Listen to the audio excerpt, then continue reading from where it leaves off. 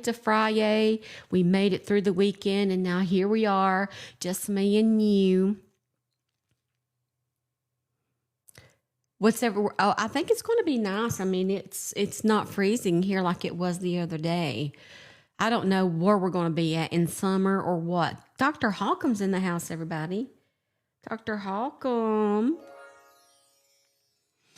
You were busy? Oh, my goodness. Amber. We feel like we have to live all of our lives in the weekend. Like getting the laundry done, paying the bills, getting the groceries, cleaning the house. You worked 17 and a half hours on Saturday. So you basically just worked and slept. Oh my gosh. Good morning, MJ. I'm hoping you're getting some rest and maybe a day off. 68 degrees where Rebecca is. Darla's making her breakfast. What you going to make? Gosh, what do you do for a living, Carla? Yep, Amber's grocery shop and clean. Jojo says, YT put out new stuff on Micah, or maybe it's just new to me. What is it, Jojo? Oh, you have a house cleaning business. You know, my niece does that, and that is, you have to be real physical. It's a lot of hard work. And she'll come home and be like, oh my gosh, we cleaned 6 houses today. We had a new clean, or we had one that hadn't been cleaned in years. Oh, Lord. I feel for you. Especially after seeing some pics of some houses she's worked on. Jojo says, an in-depth report on what each bullet is capable of doing and why it doesn't match up. Interesting. Yes, we've talked about that. I've talked about that a long time ago with a pew expert about those sizes not matching up and whatnot. We already have 65 souls in the room. Come on, guys. Let's get some folks in here. I have figured out it's not just me. Views are down all across TikTok for all sorts of content creators because it's usually happening this time of month and they're reevaluating the algorithm, which means that not all of my followers, or maybe any at all, are getting notified that I'm live. Thank you, Darla, for notifying in Discord. I'm like, okay, that's fine, because we usually have like 200 people. Then it dropped to like 100. Now we're hovering around 50 to 100. So a lot of videos out there about the algorithm not letting people know that people are live or letting them know about their videos. See, Mandy didn't get notified. Isn't that weird? Nosy Posy says she never gets notified and she has on her notifications. Tina's coming in from Kansas. And see, Jenny was notified. Beast wasn't notified. Just, oh, hi. Yeah, River Girl, I just got your notification, but I'm not getting others.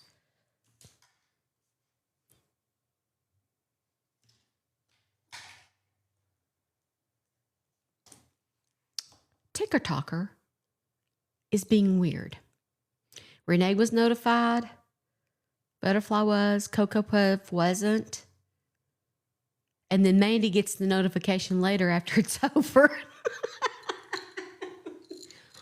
What? What?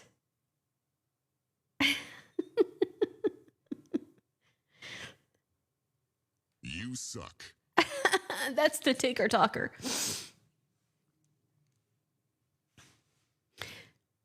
Marion got notified. Glenda was. So if you're a subscriber, come into the Discord, because I make sure somebody, or I notify you when I'm live. Tina said, click on her name, go to bell, make sure. Apparently it's not working. There's a lot of glitches with TikTok right now. And I just don't know, man. I mean, I think their future's not looking bright, honestly. Remember to follow me, everywhere else, because I'll be somewhere, if they go down. But it's just... Discord. Right. Yeah. Oh, okay. Yes. I'll get with Tree. I saw that, Gail. They were getting lemonade posts. And that's like that's like a Pinterest on steroids. Good morning, Riss Ross. Riss Ross is in the house, everybody. You know, you make me wanna. Riss Ross. Thank you for being here.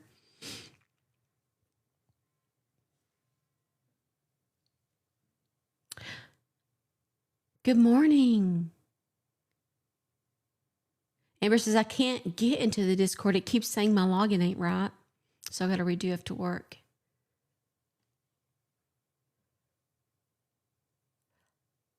Oh, thank you for saying, thank you. Thank you for the heart puff. Thank you, Tina. Today's live goal is 10 of these things. It's called Butterfly for Use. I thought they were so pretty. Somebody threw one the other day. So if you would like to throw a butterfly for you, please do so. Jen is in the house, everybody, the sister of Crystal McCoy. And I have to tell you, who was in the subscriber only live yesterday when we started talking about that case when sister come in by show of me's.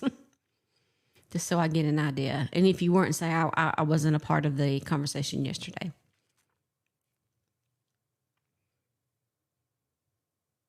Okay. All right. Jenny was not. Beast is not. Okay. Bridget wasn't there. Jeannie Lou's not there. Marion wasn't. Okay, enough people for me to explain this to you. Holy camole.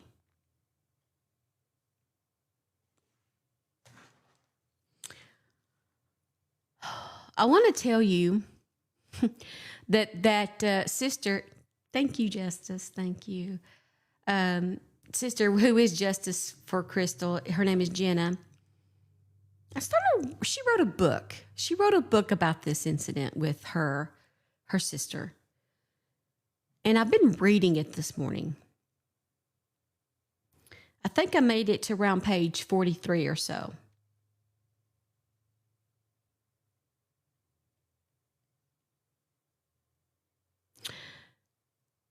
So around chapter 3, I started taking mental notes, okay?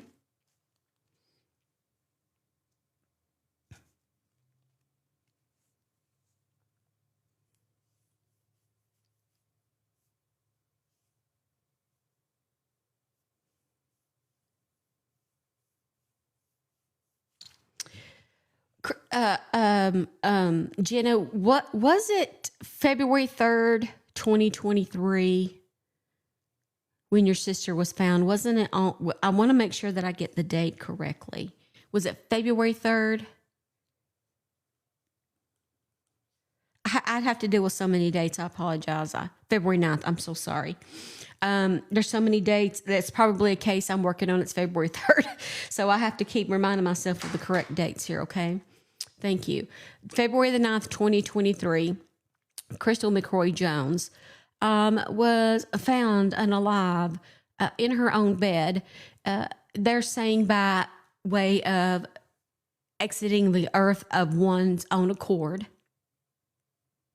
Okay, you know what that is. Taking your own self out with a pew-pew.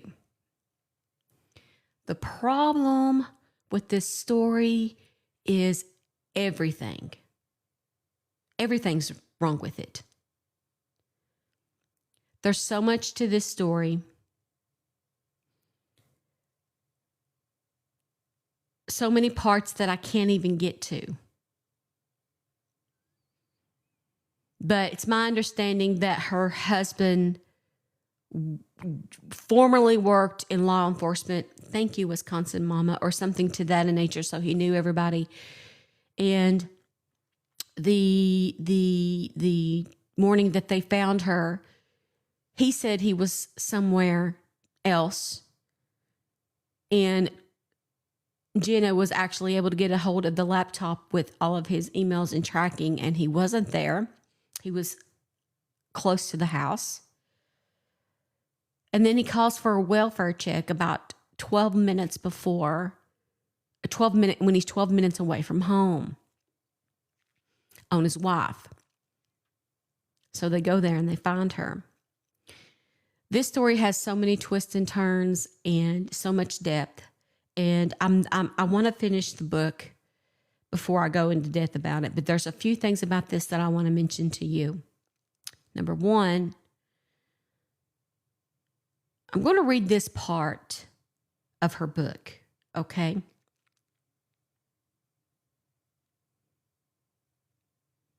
Just listen to this one part.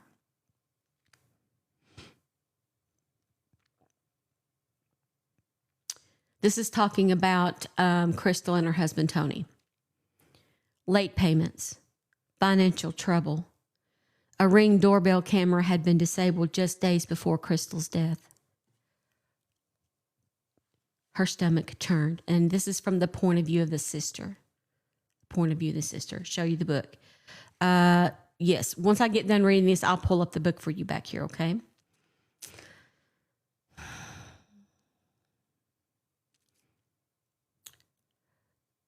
Her stomach churned.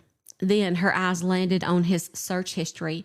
She was given the laptop that Tony had used, and she was able to open it and read it. Jana's pulse pounded as she scrolled through the list. And then she saw it. February the 13th, 2023. So this is going to be 4 days after she passed. 11:49 p.m. 11 minutes before his first Valentine's Day without her. Tony had Googled, when is it appropriate time to date after the death of a spouse? Jana felt her breath leave her body. 4 days. Crystal's body hadn't even been cremated yet, and her funeral had not even happened. And by the way, he came to the funeral with a woman.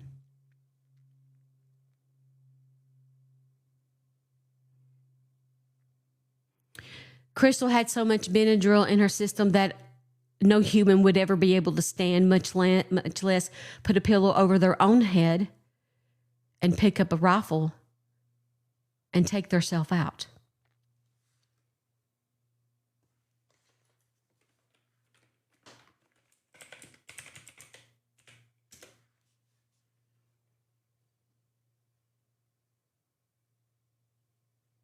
Let me go see if I can get the link here.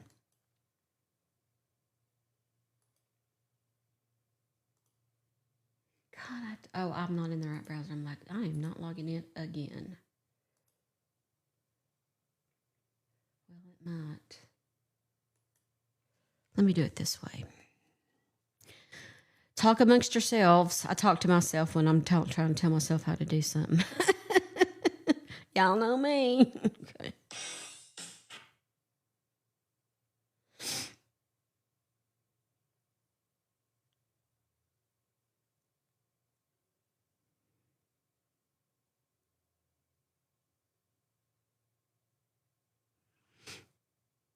Thank you for the heart me's. Thank you. I know, Jenny, right? We got 23,000 likes. Let's see if we can get to 40,000 likes. And we have 108 souls in the room.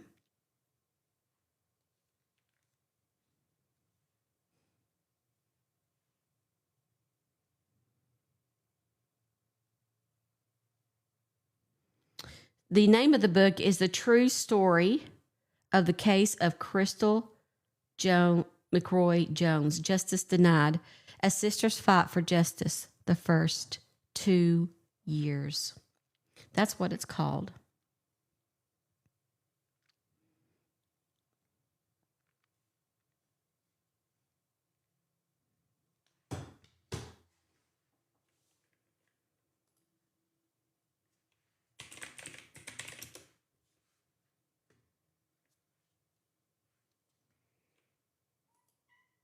What is it, darling?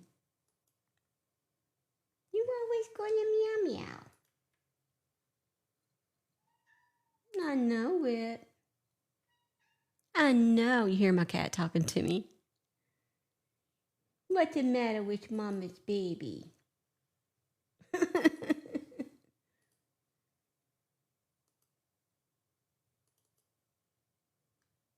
Okay. There's the book right there. There's the book. It's called The True Story of the Case of Crystal McCroy Jones. It's on Amazon. You can buy it, open it up in your Kindle, and read it that way. But this, I know you can't see that very good. I'll show you the bottom of it here so you can kind of see. It's called Justice. Right there, you see it. And this is, I guess, a Justice lady here. She's got a blindfold on, which I felt was very powerful. So that's what the book looks like. What is it doing? A cat is like having a conversation with me right now. So, wow. And I sent the files to Attorney Allie last night. She's going to take a look at it. And I do have the autopsy photos, by the way, Jenna. We were talking about on whether or not I have those, and I do have those. Yes, in Discord, I have pasted the link to purchase the book right there in the comments. So get the book. Everybody read it. I want to finish it, and I want to have an entire show. I want to look at the notes. I want to have a whole thing to deep dive. And even... So I don't know. Jenna's in here. I don't know how much you want to share with everyone. I can have a section in Discord to show the autopsy photos if you want to. That is up to you. I respect your privacy, but I know that you want to be an open book with this case, so that everybody's on the same page and they understand what you see. Okay, got you. So I will keep those private between us, but in Discord, there will be a folder with, I'm going to create a timeline for everyone. There's going to be a link to her book. There's going to be all the notes that I'm going to compile from the notes that she gave me so that everybody can keep up in Discord. And in Discord, I have different case files for different folks. And that way I try to do that so that you can stay on with the case with me where we're at as far as justice. So I 1000% believe Crystal was slaughtered. I truly, truly believe that. Even though I haven't looked at everything and I haven't finished the book, just based on the few little things that I've seen so far. There probably will be a part 2. Because she says this is the first 2 years. So the rest of the fight, which is going to be until he's in jail, because somehow we have got to come together and convince the DA to look into this. I don't know what the DA's problem is. I don't understand the problem of not being able to look in it. Usually they base those on whether they think enough evidence at court is going to be enough. So the DA is saying there's not enough evidence. I disagree. There's 4 or 5 right off the top of my head I can think of that would call for an investigation. Again, I don't have a legal background or whatnot, but you saw Attorney Allie in here get fired up from just the information that she knows. So we got some eyes on this now. How do you convince a district attorney to open a case? You did talk to her? Awesome, Crystal. Awesome justice for Crystal McCroy. That's awesome.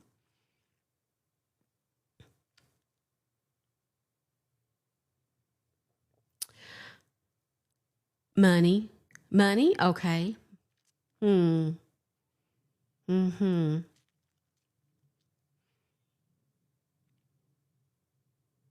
Darla says you can call the DA's office and start bringing up questions. Just keep bugging them. That's what I say. That's what I say. Isn't that our right? Aren't they an employee of the government? And so if we have questions, we can ask them. Doesn't mean that they're going to answer them, but isn't that our right to ask questions?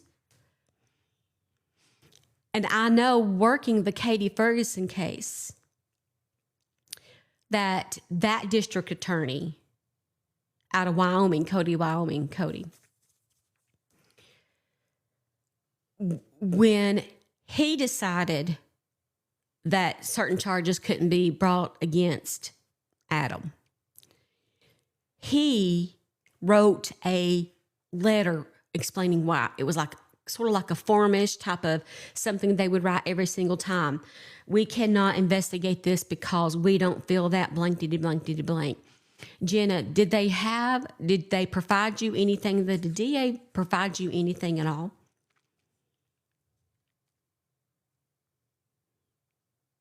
On paper. Hi, Christy. Good to see you. Never gotten a letter from the DA, only the recorded meeting. Is the recorded meeting in the set of files that you sent me? Because that's the next thing I'm going to go listen to. Okay.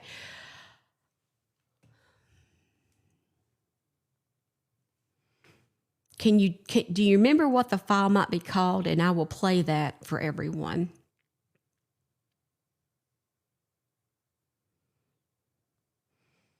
I got to go back to 127, which is when I got the files.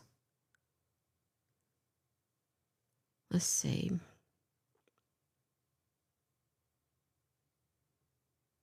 I got Exhibit 14, Exhibit 21, Exhibit 25.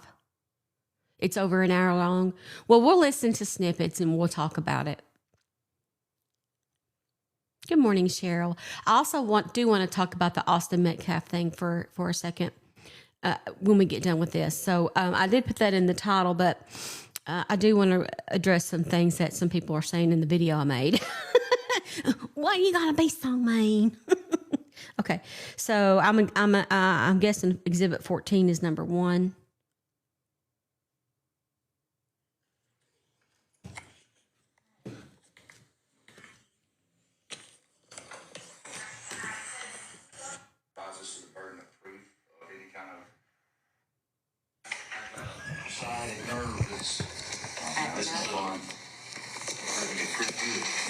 Anyway, all right, guys. So thank y'all for coming in, reaching out to me.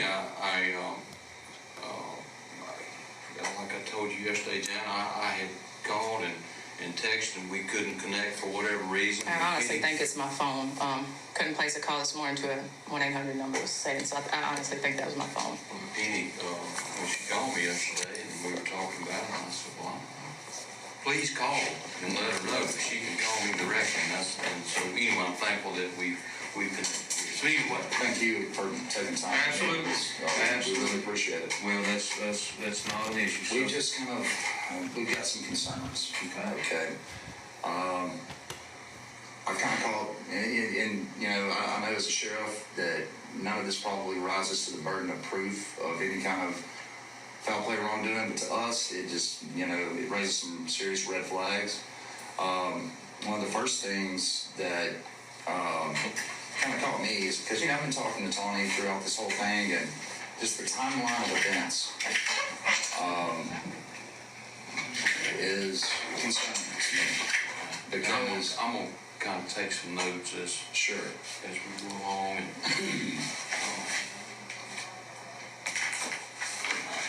my messy. So he's talking about red flags already, the sheriff?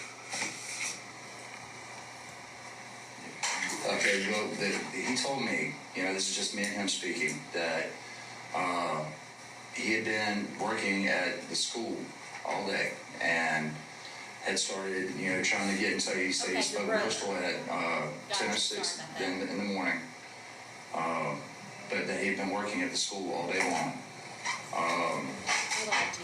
And when he left school to go, that's when he, was getting ready to leave the school, and he called to see if Crystal had made it to her doctor's appointment, and found out that she hadn't. And he was at the karate school, and that's why he called, I guess, Deputy Matthews to go over and check on the house, or Deputy Harris, I'm sorry, to go and check on the house. Well, here's the thing. We've located his cell phone in Bastrop on that day. He never mentioned anything to me about going to Bastrop, anything like that. This is your brother. I'm going to touch on some things, and Janice's going to show you the proof we found on a laptop that she obtained that used to belong to my sister. Apparently, she had some concerns with his whereabouts as well. So anyway, we'll get to that in a minute. But, so that kind of caught me off guard that, like, okay, he's telling me that he's at the school all day and didn't leave until he was done. He checked Cheyenne out of school, and they went to the karate school. Didn't say anything about being in Bastrop whatsoever. And another time we were talking, I was asking him about some things, and we were talking after they had found the shell casing. And I was asking him, I was like, well, you know, to me, that's kind of a red flag. It's just such a small bedroom. It's a 15 by 15 bedroom. It's not like you're looking for shell casing outside. So let me very quickly address that before we get too far off of that. You have to know and understand, sometimes a shell casing is very hot when it ejects from a pistol. Right. And when it hits something, it may stick to it. Right. We, after we could not locate the casing within the room, because I'm telling you, Y'all looked, I know you did. we looked hard. I know you did. And so did cleaners. That's what I'm getting at. So we kind of assumed, okay, it could have possibly been in her hair. Right. I get that. And I may touch a nerve here, okay? That's So okay. please bear with me. The blood that was in her hair, blood very sticky. Right. Okay, possibly it's in her hair, possibly it's within her clothing. Correct. That she had on. She had on a robe, a bathrobe. It's possible that it could be within that robe. Right. So when they do an autopsy, their body is sent to the autopsy. Jenna, at this time during this conversation, had the shell casing been found? Hey, cousin, we are listening to the conversation between the sheriff and Jenna's brother regarding the death of her sister, Crystal. Right. Beast knows what she's talking about. The casing had already been found. Okay. To the doctor, just as we find it. Right. Robe, clothes, and all. We were hoping that casing Right. would be found A week by later, the doctor when he does the autopsy. Then that makes complete and perfect sense. I Okay. get that, but what my concern is... Okay, so hold it, bear with me. So after Tony calls and says, hey, I found the casing, here's where it was at. Yeah. Alan, my chief deputy, goes back and he looks at the photos that he took. There's the shell casing in the photo. In a picture. Okay. It's there. Okay. That alleviates that concern. So the makeup stand, we did not search it with a fine-tooth comb like we did everything else. So they're saying that when they took a photo of the crime scene, they looked back and found that was in the photos. But Jenna, you're saying that the photo of the crime scene, they looked back and found that was in the photos. But Jenna, you're saying that the photo does not exist. They're not giving the photo. You've not seen a picture of the photo, and you have the scene photos. I have the scene photos. Doesn't exist. So what you're saying is lie number one. That's lie number one. Because it was 5 to 6 feet. Y'all know how far it was from the bed. It's 5 to 6 feet, probably, maybe even further than that. We just did not search that top of that Right. makeup stand, maybe like we should have. Okay. But again, there in the photo, you can plainly see the shell casing is laying. Okay. How five sets of eyes overlooked that? Yeah. Okay.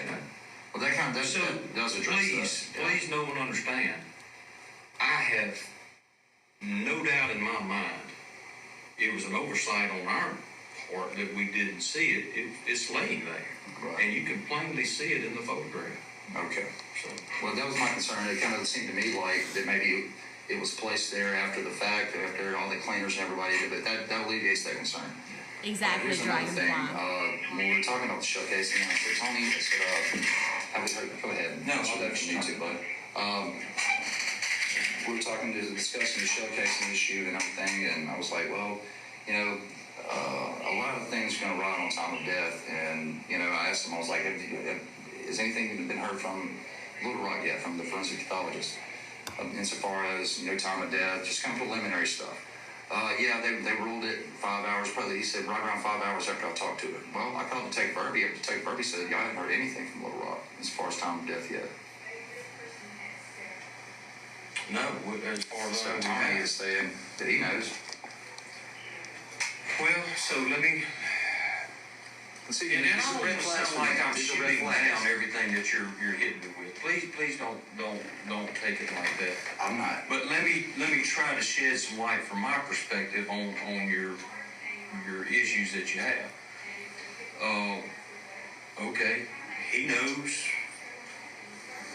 the last time that he spoke to her.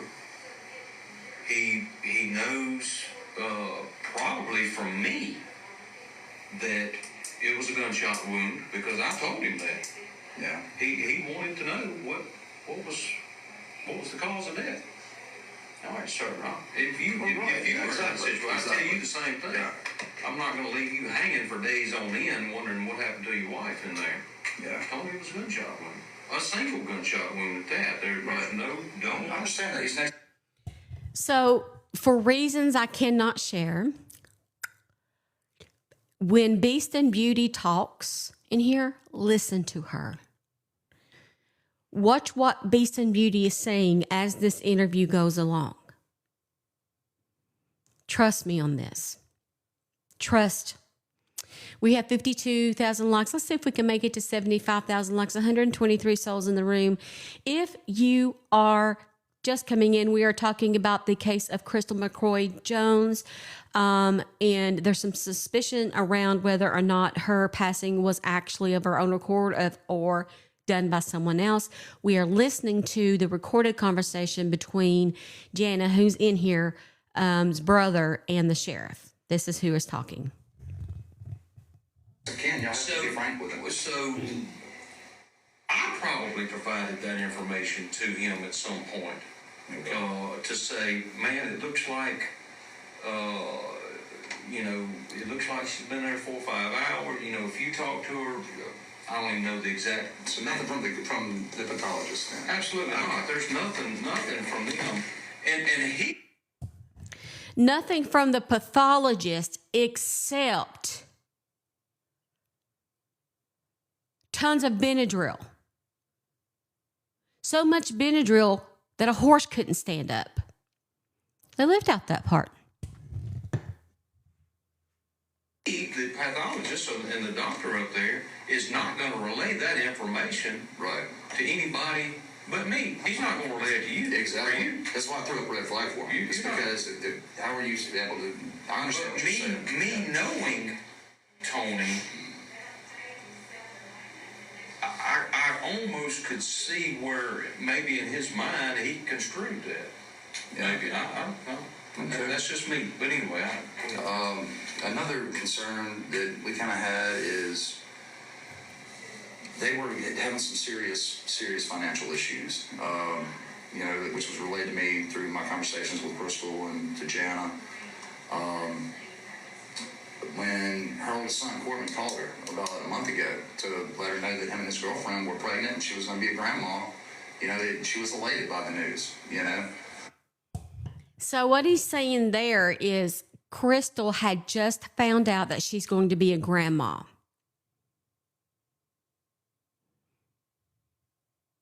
And then they're trying to say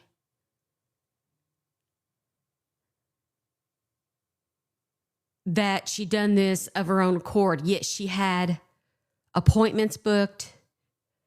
She just found out that she had a grandchild on the way. And we were kind of talking about it, and and she just kind of brought up the fact, she was like, well, all Tony seems to be concerned about is we're going to have to max out another credit card for me to go and see my grandchild in upstate New York. Nothing illegal about being an asshole. I just want to be frank. I understand that. But what it told me is that they have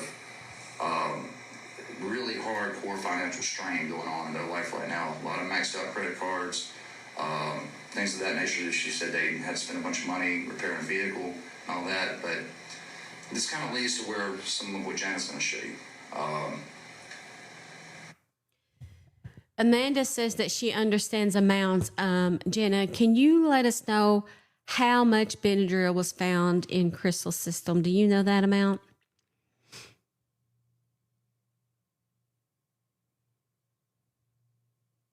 $2,700 milligrams.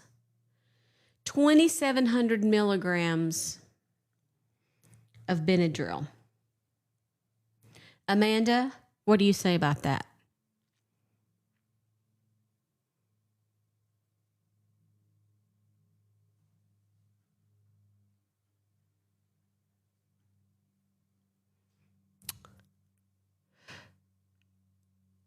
That's a lot. Somebody says like one dose is 10 or 25. Hey, Chelsea, good to see you. Come on in. We have 57,000 likes. Summer says one dose is 25 milligram. Nope, she would have been unconscious or having seizures. Unconscious or having seizures, taking that much.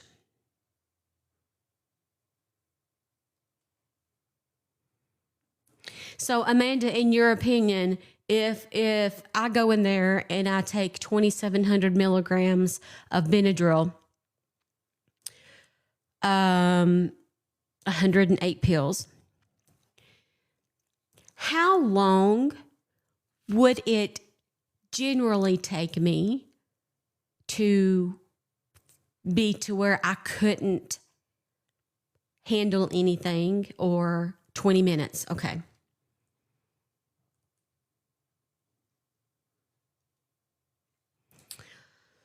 I'm trying to establish timeline, 15 to 20 minutes. Sarah says a single dose for an adult is 100 milligram, but not more than 3. So 15 minutes, in 15 minutes, she would have had to lay perfectly and figure all of this out. Justice says he talked to her on the phone 30 minutes before the time of death and passed by their house.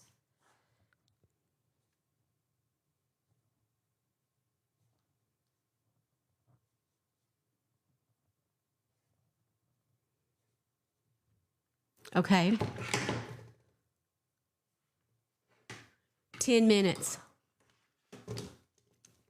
It's not enough time. It's not enough time. Even if you, I don't know. That it just is not enough. That's so quick. They went from having some really difficult financial issues to there's some money coming in now. There's a rental property in Tennessee. There's been a rental car secured in Hawaii. Just kind of spitballing here. It looks like he's getting ready to leave. He's getting ready to dump some of his stuff in Tennessee and go to Hawaii for however long. That's not, like I said, I know that's not illegal, but it's, for the family. We've been just digging into his past criminal history. He doesn't stay anywhere for long. He's got some serious issues with underage girls. Nothing that's been proven in a court of law. CPS, though, ruled against him, where he's not supposed to have what would you say anyone around under 18? Gross. Yeah, he's got some serious issues. But he doesn't stay anywhere for long. He's bounced around all over the place. And my concern is if my sister found out about some of these things and the dating sites he was on, she's got proof of all the dating sites that he's been on for the past couple of years. If my sister found something that could have put him in legal jeopardy, I wouldn't put it past him to try to stage something. I'm just going to go ahead and throw that out there. Jenna, if it was liquid,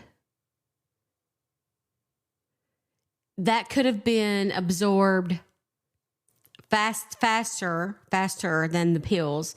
And they wouldn't have necessarily she had coffee that morning.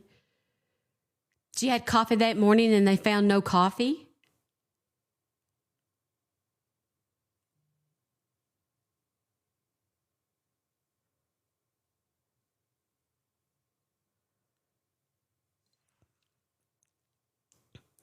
Oh, Nana, I've had that medical grade Benadryl.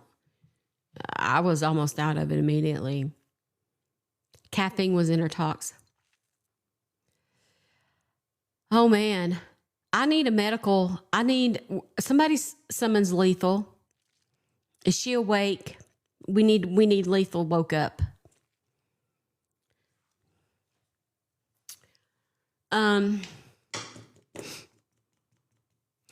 If she had, I'm trying to establish,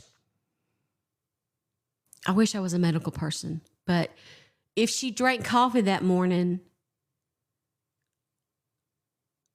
how long, let's ask AI, we need AI's help here.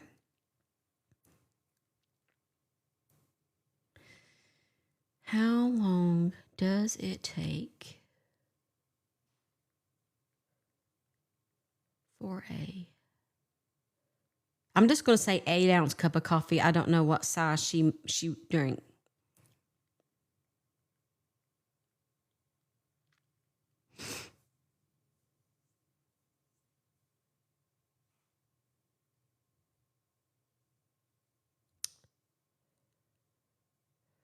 An 8-ounce cup of coffee typically passes through the stomach within 15 to 45 minutes after consumption. But liquids can generally leave your stomach within 15 minutes. Okay, so she could have been rugged in the coffee, right? Can somebody calculate for me how much 1 cup of coffee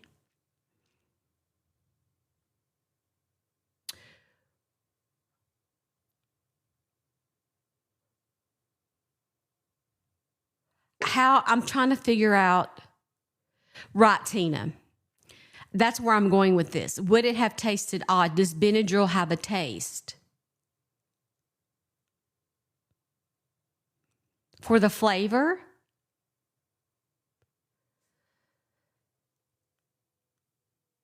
Migraine med, over-counter caffeine stimulant, Benadryl sedative.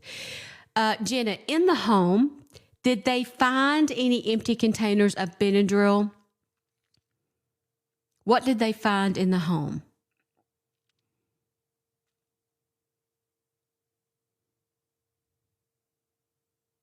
They didn't look?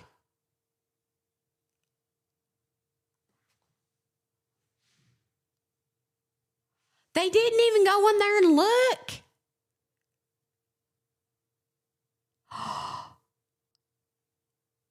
Did they take photos of the kitchen?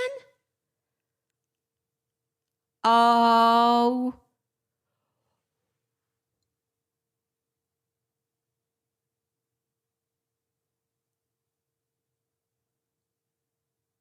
No photos of kitchen or living room. There's a clear liquid Benadryl that has no taste. There it could be.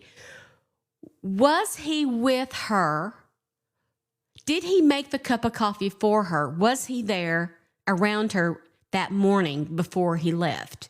He's saying he was at school all day. He was there. I'm leaving right now. This is ridiculous. This is ridiculous. I can't stand this. This is ridiculous. This is nonsense. Oh my God.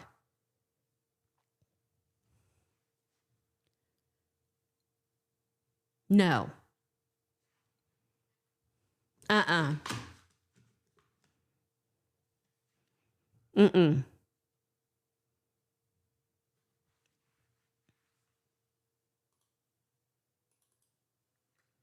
Here's the book.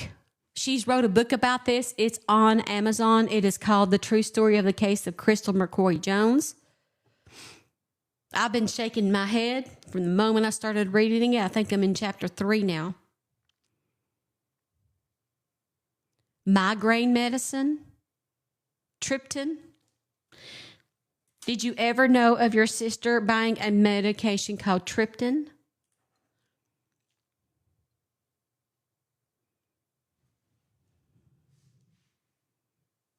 Yes. Did you guys see that also he had her cremated against their wishes? And quickly. Remember in the Micah Miller case, how quickly John Paul Miller decided to cremate Micah? Well, in this case, she took Topamax. In this case, she did not want to be cremated. And her family did not want her, sorry about that. I might have hit my mic when I got up. And her family did not want her to be cremated. And that happened against their wishes.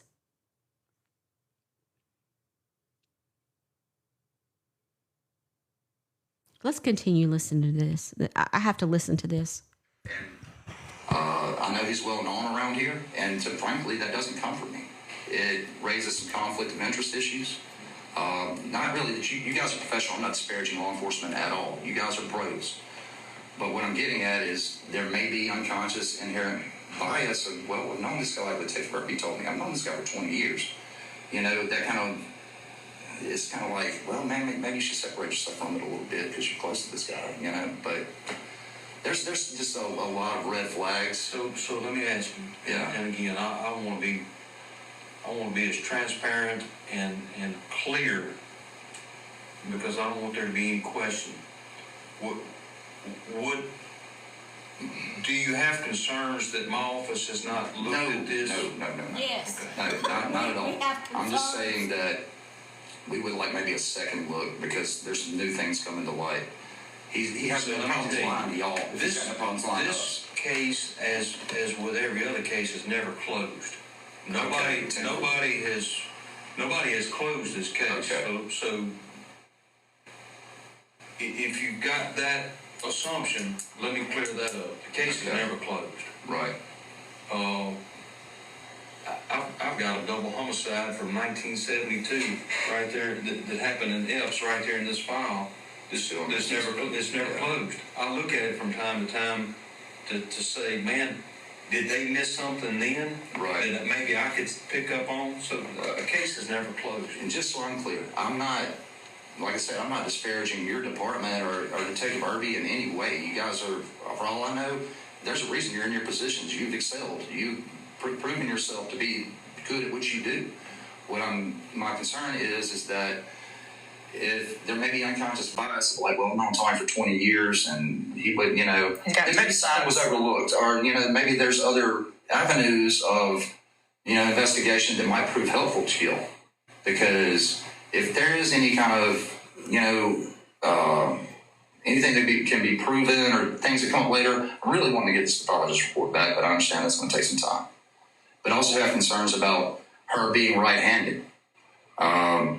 And it appears, and I know we're not going to know this for sure to the coroner's report, but I've seen the body. It looks like her non-dominant left hand was used.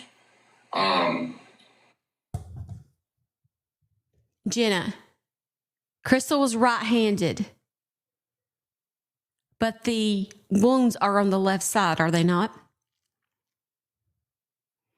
Who else does this sound like, crowd? How many times have we discussed the Micah Miller case, talking about the types of shell casings, and they say they're on the right, but yes, they say that it was from right to left, but you believe it was from left to right. But when you saw it, it looked left. It looked left to right to me, in accordance with the photos I've seen.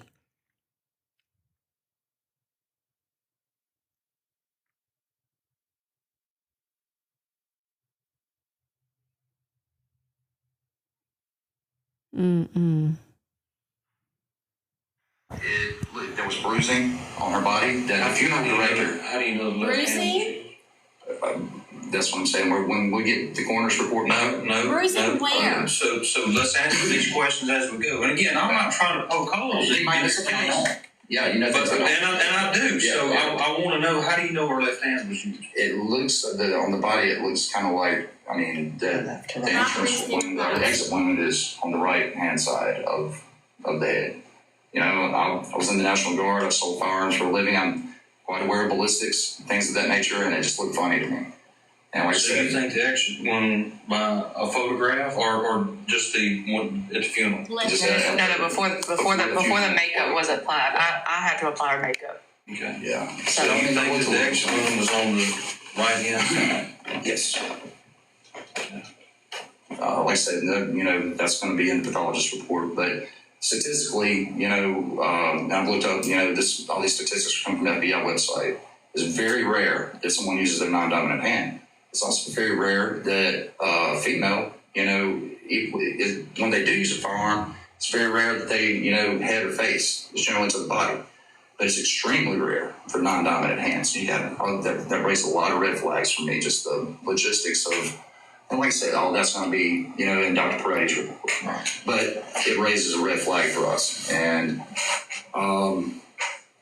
anyway, I mean, like I said, it just kind of seems odd to me, you know, his past criminal history or things he's been accused of, that he is making plans to haul ass, man. This Hawaii thing you're talking about, is this something, is this a trip that he has planned? No, he was. I'll show you that. Okay, I'm done. All right. I'll take this out. So this, he was logged into his Google account, and this is where he had his phone linked, and this is the day of her death on the 9th. Pull straight, and it shows, you know, he left his house. This is the address he drove to on Candace Land. Actually, it shows how long he was there. Stopped at the bakery barn, and then he shows where he was at Forest High School from 12:01 to 2:43. Okay. And then I have to print this one a little different because it's cut off. Then he drove to Sonnet from 3:25 to 3:57. Then Walmart Supercenter, 4:11. Then this was the same thing, just kind of broke up a little bit. And then he drove home. He was driving around Oak Road from 4:16 to 4:37, and then home. He didn't actually call to check on her at the doctor's office until 4:16. Timeline consistency badly. Yeah, because that's when he Google searched East Carroll Medical Clinic in Lake Providence, where her doctor's office is. I have copies of all this, so I mean, this is yours. Okay. I was telling you that he deleted contacts out of his phone. I don't know any of these people per se. I do know that a Dr. Williams, this is how it was listed in his phone. I printed this straight out of his Google account. There's a Dr. Williams, he had it listed as a coroner with a cell phone. These are all deleted from this phone. Gives you the actual phone on February the 8th, the night before she died. Pastor Smith, a Chief Deputy Smith. Now, he deleted the phone number before he deleted the contact. A Taylor, Carroll Road. Like I said, these are people that he deleted. No other people were deleted out of his phone ever. Does it show a date? Okay, I see. All of them before the date. The only contacts he's ever deleted out of the phone, all from this phone. That deleted it from the Samsung Galaxy, and this is the phone he uses. That's linked to the Google phone.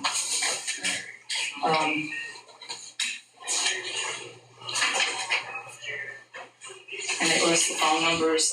One of them is his cousin. What was the look on the sheriff's face, Jenna, as you were presenting this evidence to him, saying, well, he was here and he was here and here and here, and now he's deleted these certain contacts and I don't know these people. Was he like, or was he like, just kind of, what was his reaction? He was looking for excuses, not shocked. Okay. She was actually at the funeral. Again, that just raised a red flag as to why would you delete your cousin's phone? And that was the night before her death. And this right here, yeah, she's the owner. I did Google the number. That's 105. This one listed an address. That's the bakery going. Yeah, but she's not. Okay, and I got those notes from me, but that was the address of the bakery going. So I wasn't, that was just my notes. Don't know who those people are, but they do have phone numbers. Your primary concern for him deleting all these numbers as well, all these numbers be deleted the night before her death? There's a lot of little things that when you look at them individually might not mean much, but when you look at the big picture and collectively, it tends to tell a different story. Definitely discrepancies in his And again, but please don't take this as me shooting holes in your story. But let me tell you, That's exactly what he's if trying to someone would do. look at my phone, I was in here the other day, and I was looking for a particular number, and as I'm going through my contact list, I said, "Dang, that lady passed away." So you deleted it. Yeah, that's an old word. I had about 50. Right. All in the same. As I'm sitting there, I said, I think I'll take a little time and go through my contact list. I deleted about 50 that day. Sitting right here in this chair. Again, please don't take that as me trying to shoot holes in your. It's very circumstantial. We're trying to keep it logical, but when you look at timing and things like that, it's a little questionable. So the reason why it ties together, on February the 8th, the day before 11:40, someone had to, this goes to Tony's email that my sister had access. Someone logged into their AT&T account, but it was from a device that normally doesn't log in because it's sent a one-time verification code, which, again, my sister's not here to speak for herself, which obviously she logged in to get to their AT&T account and put it, my guess would be to see who he's been talking to. Okay. There's the emails for that. This is where I called Detective Herbie because a package was delivered on the day that she died at 1:16 from FedEx. The only reason I know is because of my cousin is a FedEx driver. She's not related to Crystal, she's only related to me because we do have different dads. I wanted to ask Detective Herbie, when did Tony get that package? It was a phone. He ordered a new phone because he said his phone broke. Which isn't true because on February the 8th I had a receipt where he had the phone fixed. He just ordered a new phone. This is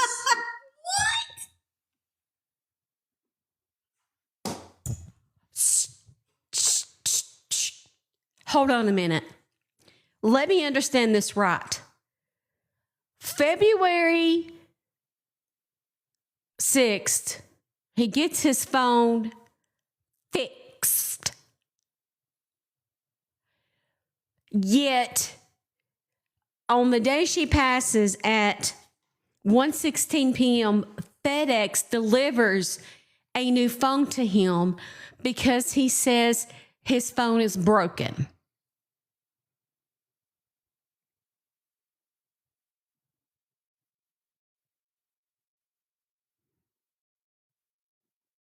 I'm speechless. We have 76,000 likes, 181 souls in here. Let's reach 100,000 likes. He had a broken phone that he said that he got his phone fixed on February the 6th. On February the 9th, the day she passed at 1:16 p.m., FedEx delivered to him a new phone. And he said he got the phone because his phone was broken, even though he had already gotten his phone fixed a couple of days prior. He activated the phone on February 9th at she died at 8:35 p.m. because it was a Galaxy S20. So he has 4 phones, all signed. So this may be totally unrelated, or but there was a FedEx package on the steps when I was there. Right when we were there. Okay, so that's the phone. I just wanted you to know who gave it to. Gotcha. So that's just shows where he activated it. So him having a new phone is four devices right now. I'll show you that are logged in.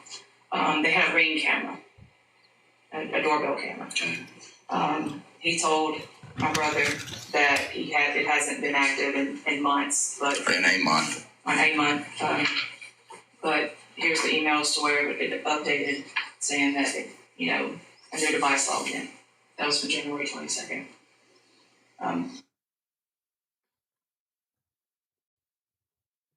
Okay, so what she's saying here is that they have a Ring camera.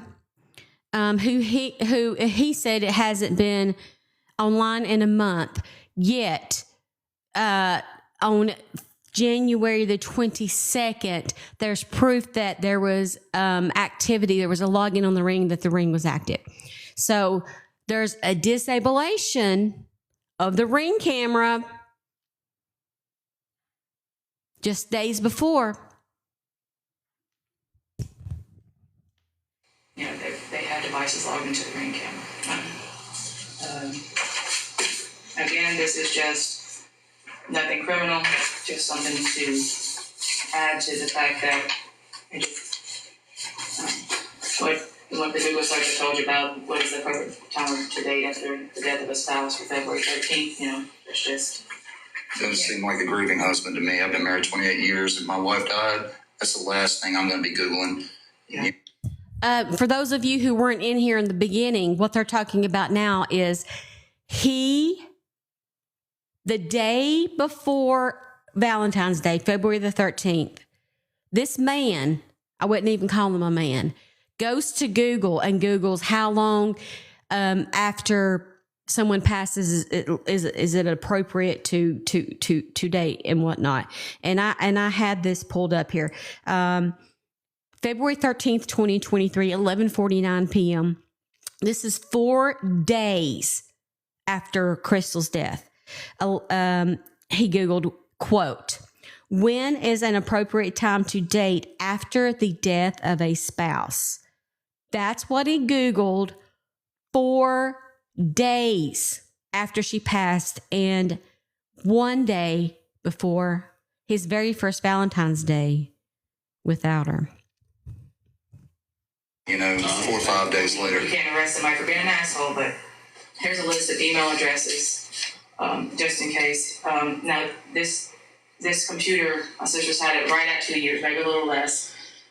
So these are emails that he has. Inner Peace, that's a karate, that's his work. He's still, I don't know if he has access to that. I'm sure you guys have taken him out. But this is one that I wouldn't have known about my sister, so if y'all go any further, up to y'all, but that is an email address. This right here is the Main Street Rentals from Tennessee.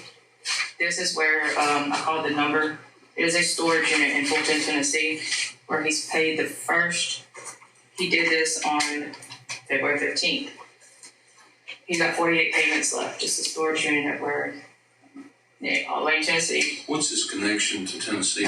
We'd like to know that ourselves. You can find out. There is no connection that we know of. His entire family lives in Bastrop. He has no relatives there that we know. But he's moved around now. We've found addresses in Texas, Alabama, Mississippi, all like very short periods of time before. He's only been married to my sister for a few years, but he has a history of moving around and a history of untoward conduct with young ladies. And it seems like she probably gets ran out of town. We'll talk more about that in just a moment. Okay, so this is the budget rental car. He has not chosen the vehicle, so they keep blowing him up because they need him to choose a vehicle. This is for February the 15th. This is all right around the same time. Your pickup location is this, Thursday, March the 9th at 11 p.m. in Hawaii.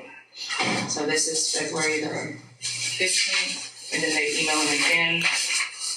Once he caught on and he changed his emails, he deleted all this from his email. I mean, it's recoverable. February 16th, they need him to choose his car before it's too late for the vehicle isn't available anymore. Same thing, Thursday, March 9th. Was this put on a credit card? I couldn't tell. I'm sure I have a list of all the credit cards they have. There's probably 15 of them.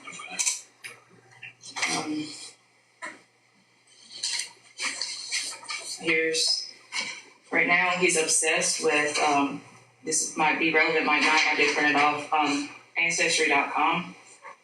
I mean, like obsessed, where there were multiple emails. That's where he purchased the $30, almost $30 a month, MasterCard ending in that number. I don't know if he's looking for relatives somewhere, but he just did this on February 17th.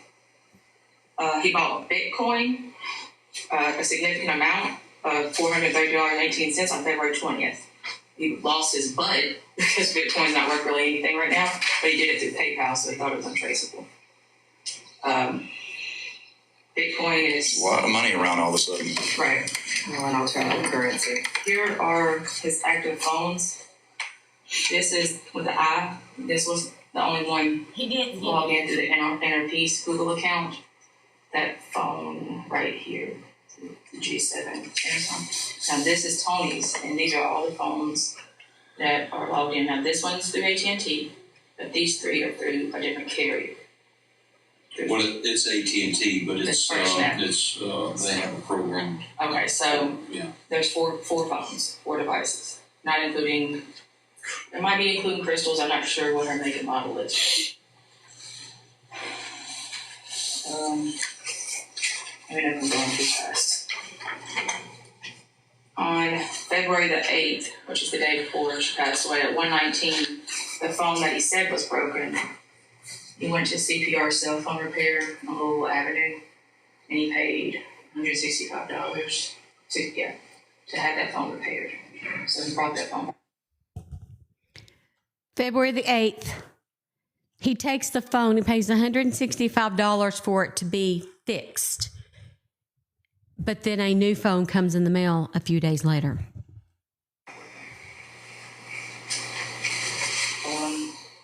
These here are just multiple, I'll let you go through them, multiple credit card bills that were like past due.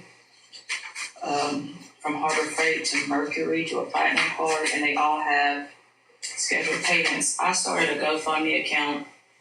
See, she died on the 9th, so we met with the funeral director, me, Dane, his wife, Tony, and Tony's dad on the 12th.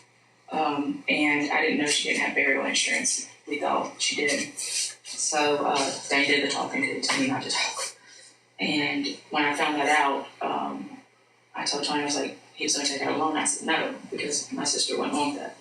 So the funeral, Mr. Neville says, well, what about a GoFundMe account? So I started one. So the GoFundMe account is linked to my checking account, and so it comes straight to me.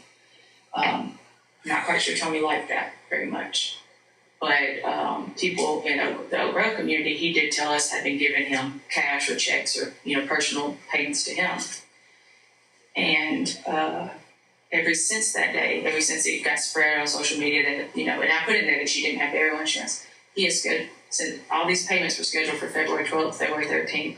He's made $37 payments, $187 payments to these credit cards that were maxed out.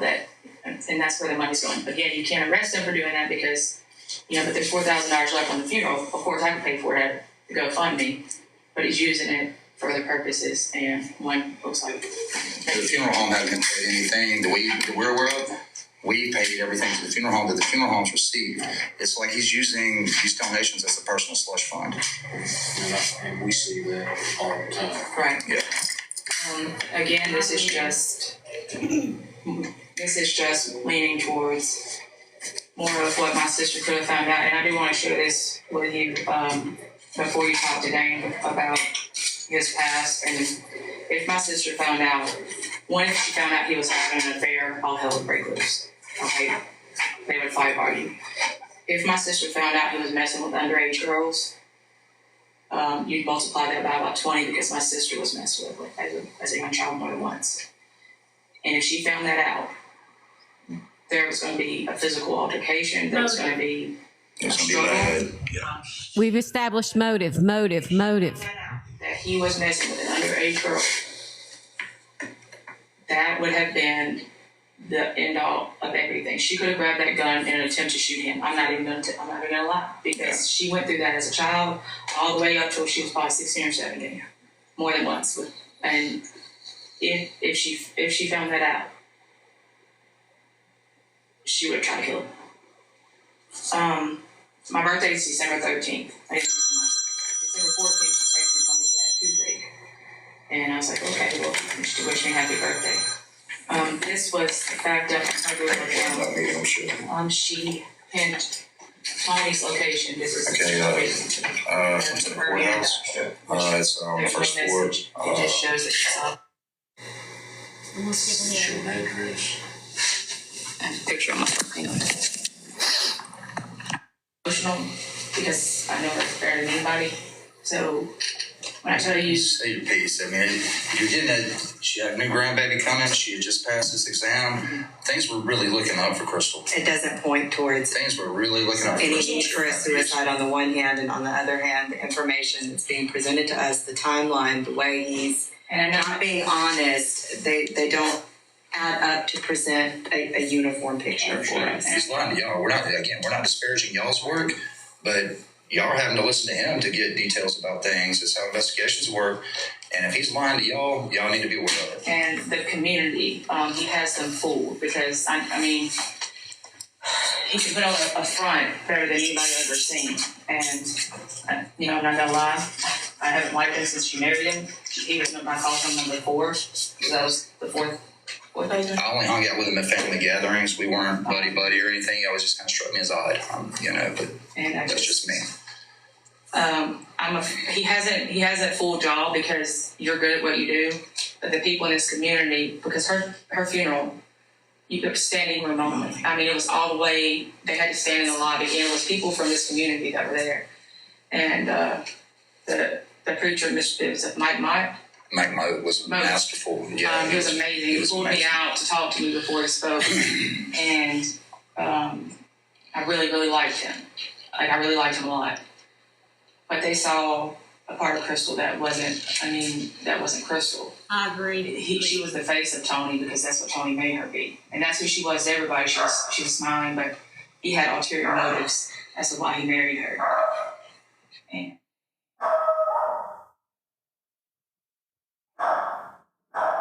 Roscoe, stop. Hold on a minute, my dog's barking. Roscoe, be quiet. I'm going to have to close this door. it was to make himself look better. And it was to get to other... Well, he lied from the get-go. He said he had all these rental properties. He was, he had money and all this. And then they date for a while. And I guess he had kept that charade going. When they get married, that's when she finds out that, yeah, he's not this big landlord. He's not this big, big shot that he put on to be. And that's kind of when I was like, I don't want to hang out with the guy. Yeah. He's lying. You know what I mean? I mean, he has no issue with lying at all. And like I said, I mean, he said some things to me that, just I'm like, yeah, you're lying. Just like you said, maybe you had inferred, the time of death kind of thing, but I'm like, so that's the corn, they got corners. Yeah. I mean, I was like, so they got I think I remembered, I was like, so they got a preliminary in. Well, here's what they're saying. This rule of suicide and time of death is around, it's probably going to be around 3 o'clock, somewhere in there. And I was just like, so I called to confirm with a text verbiage. That's what I say, me knowing Tony, because, okay, so you know some things about Tony that I don't know about. You. Me knowing Tony, that's exactly what he... Because because I know of him and his demeanor and how he's demeanor, that would be exactly what he would say. Preliminary, whatever, yada yada. Because he tries to ignore what he was. Exactly. Is it factual? Well, you and I both know it's not factual because they're not going to release that information to me. That's something that he has concocted in his mind. So, yeah, I know what you're saying there. But just... So on the underage What you mean by that? I know that my wife is a family nurse practitioner, and she had kind of heard through the grapevine through some other nurses that Tony had brought Cheyenne in at one point because her hymen was broken, and they tried to play it off like it was a bicycle accident. Yes. Yeah, and That's not Crystal's dog? No. That's a child. His child from a previous oh relationship. yeah. I also know that his ex-wife has a restraining order on him. The one before Crystal. And that's what she cited. He was messing with her little girl. Shanna Jones. Shanna Jones. SHANNA. So we've got a conduct. You need to go to the chiropractor. Yeah. I do. So we got that with his daughter Cheyenne, broken hymen. Okay. Shanna. And that Shanna SHANNA Jones. Do y'all know where she's located? She still isn't bachelor. She's in Bash. CB Brooks, I can't find any update on Josh Sullivan. I've tried and tried. I'm going to try to privately reach out to a mutual friend and see if I can get an update for y'all because there's not any updates in the news. Hey, Shane, welcome in. So this part of the conversation is where they're going to start talking about the involvement with underage girls. And they're talking about an incident where he brought his own daughter from a previous marriage into, I guess, a gynecologist or a medical facility and claimed it was a bike accident, if you know what I mean, because something else was, bike accident, he says. Okay, so now that's what they're talking about. And I can text your address. I didn't reach out. That was the end of their divorce. The district attorney didn't take it any further. CPS found him guilty of, I don't know what the exact charge was, but it was a crime against a child where he was inappropriate contact with a child. And it was made to where he cannot be with. You don't have a phone number for her. You don't mind sharing. Actually, I think she's on Facebook, but I can get it for you real quick while he's talking.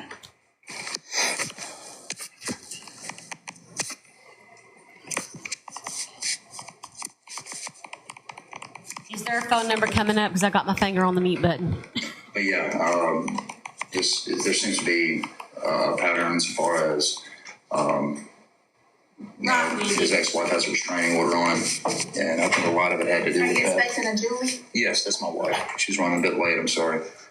But yeah, like I said, there's a restraining order with Shanna Jones and with his own daughter Cheyenne.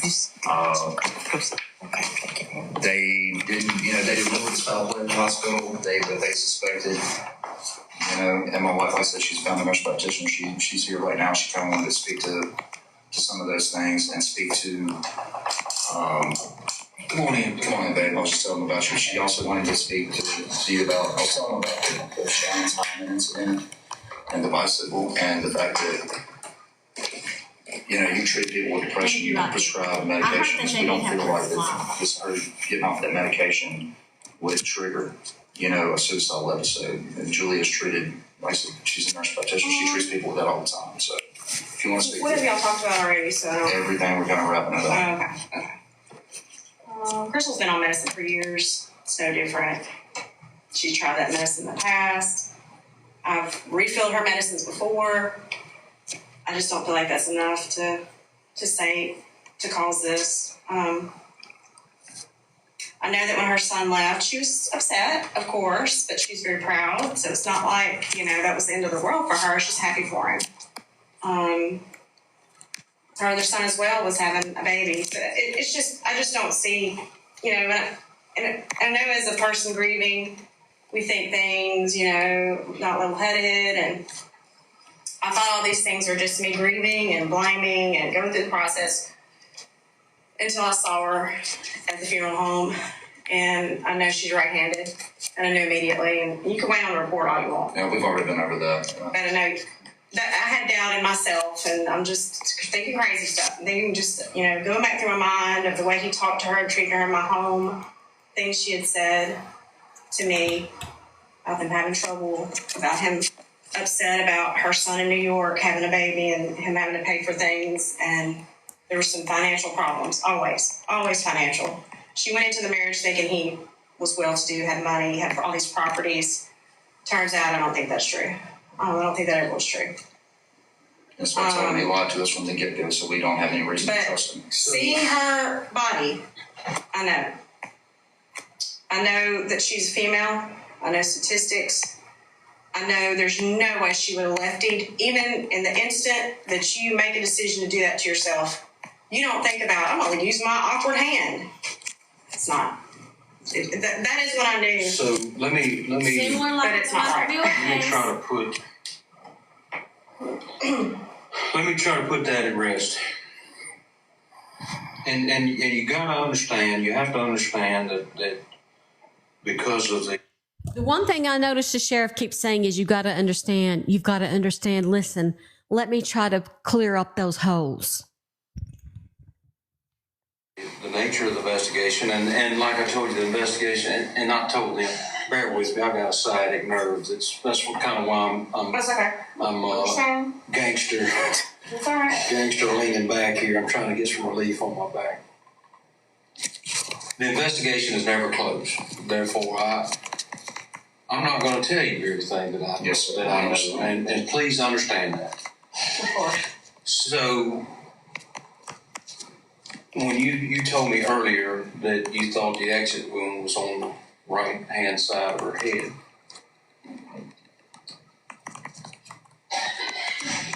it with her body position in the bed,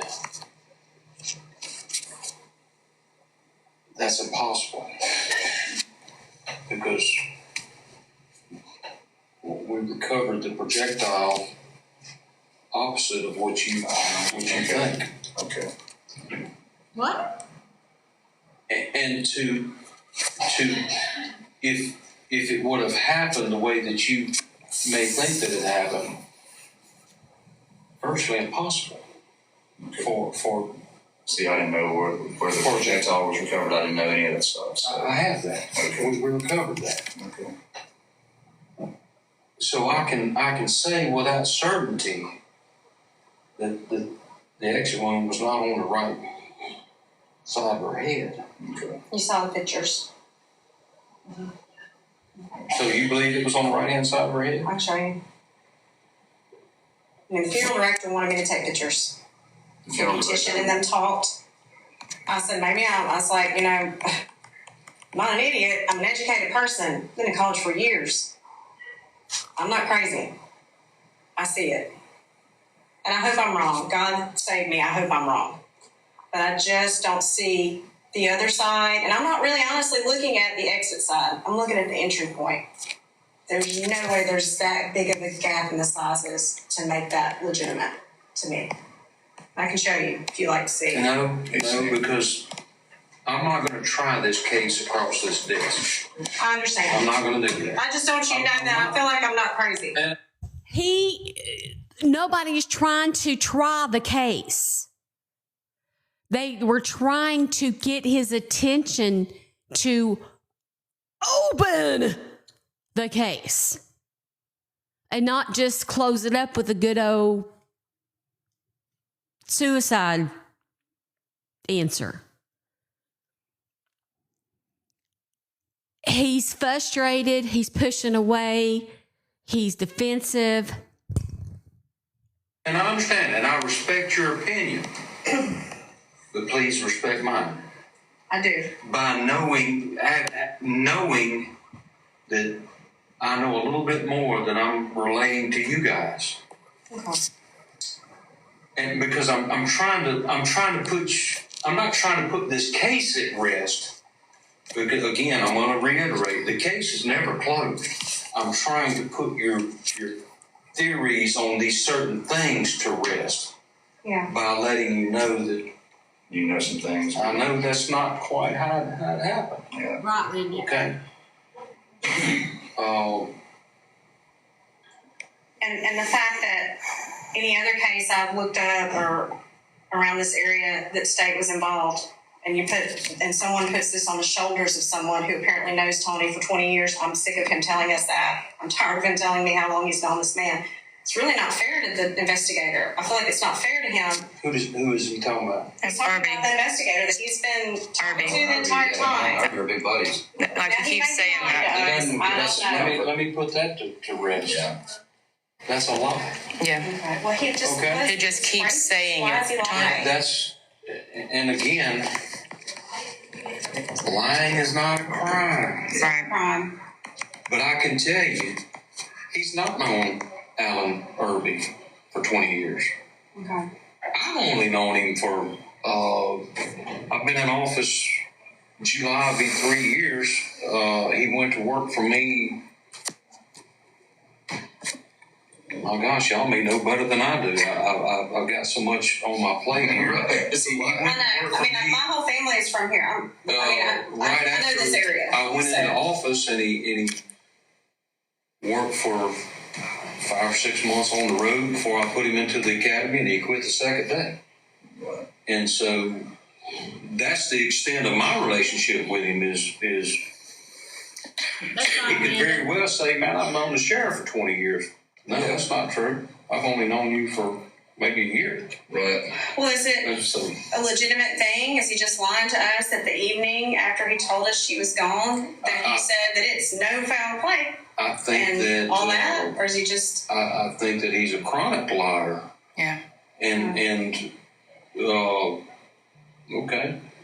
I mean, if she What was my he wife, is I don't lying know to that. you about, I have to question that. I see things in the documents that you provided me that pique my interest. The Tennessee thing, that piques my interest. Thank you. Okay? That's what we wanted to hear. Cool. So, And I have the number. it piques my interest. It's not my job Speculate. to make Tony Jones a bad guy. That's not No. what my job And it's not is. mine either. And I don't want that. I didn't want to feel that or believe that. But it's my job to investigate until we can't investigate anymore. Right. Right. That's what my job is. The And problem that's- is that's nobody what I'm investigated. committed to doing, and that's when things are That's brought the to light, like a Tennessee thing here. Okay, well, Tennessee's maybe that's not really relevant, but if it brings a question, well, I'm going to look at it. And the I'm time. obligated to And look the timeline, that's what bothered me. Yes, and the timeline. I'm obligated to look at it. Well, motive is important. I understand. I'm not saying that I'm not. God forgive me. I pray that I'm completely wrong and just crazed. But you have questions. But there's, as an objective person, I'm observing many things that are questionable. And when there's doubt, there's a reason. And Lethal's in the house, everybody. Thank you for coming in. Wow, this case is, I'm going to send Lethal, Jana, Lethal is somebody that I can trust, who works in the world of the dead. Okay. Can I need to show her those. I need to show her the photos just because of her expertise, and she'll be able to tell you just completely right off the bat. Okay. And I know that she won't give them to anyone. I trust her that much. But I need her expertise on this. It's kind of the same thing, Lethal, if you're not familiar with this case, in the Micah Miller case. We have a right-handed lady with a left-handed wound. Just to give you an idea of this, and I will explain everything. I'll text you and explain it, or we'll talk on a call, okay? And I'm going to try every question that you have. I'm going to try to give you a logical. Lethal, you can come up to the panel too if you want. It's up to you. The other thing I wanted to ask about that, the reason we were kind of summoning you in the first place, is the amount of Benadryl found in this lady's system. First of all, they said this is a situation where they said that she's unalived herself. We think foul play was involved. especially from the husband. And at first they said that there was nothing in her toxicology, nothing at all. But in fact, later they found Benadryl, 2,700 milligrams of Benadryl. So Amanda's asking, how long does an extremely high dose of Benadryl take to incapacitate you? 2,700 milligrams of Benadryl in her system. And somehow she was able to lay down, put a pillow over her head, and pew herself with the wrong hand on the wrong side of the head.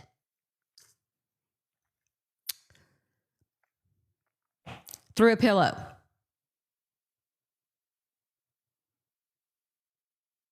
And why the pillow? Do people who take their life in that way usually grab a pillow? Usually pillows are used to silence the sound. Intelligence says not long, about 10 minutes if it was taking all at one time. So around 10 minutes, it might be based on her body weight too. She was able to get 10 minutes.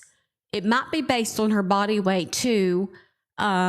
She was able to get all of this situated. I'm just not buying it. I'm not buying it. And why would they say in the beginning that it's not in her system? There's nothing in her system, but in fact they were. What the police say, she's right-handed. What I mean by that, she's right-handed. And so the police are saying, yeah, it's in the right side. Think about the Micah Miller case, kind of the same thing. But if you look at the photos and look at the description and the evidence shows that it coming from the left side.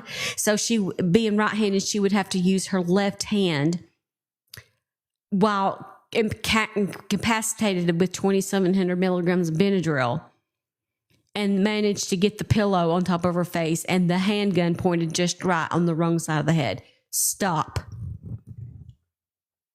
Explanation for. Okay. To the best of my ability. It may not be what you want to hear. Right, that's fine. Like the casing. I hope that I put that casing thing to rest. It's very logical that's, man, I'm telling you. And the I'm package. going to share this very tidbit of the investigation with you. We're doing things with the farm right now that you don't have any knowledge of. Thank you, sir. If it leaves this room and somebody else, I'm gonna You're not talk to us anymore. You're not telling anybody. Okay. We're not telling anybody anything. So we're having that farm tested. And doing some comparisons to make sure that everything that we think happened exactly the way that we Exactly. Okay.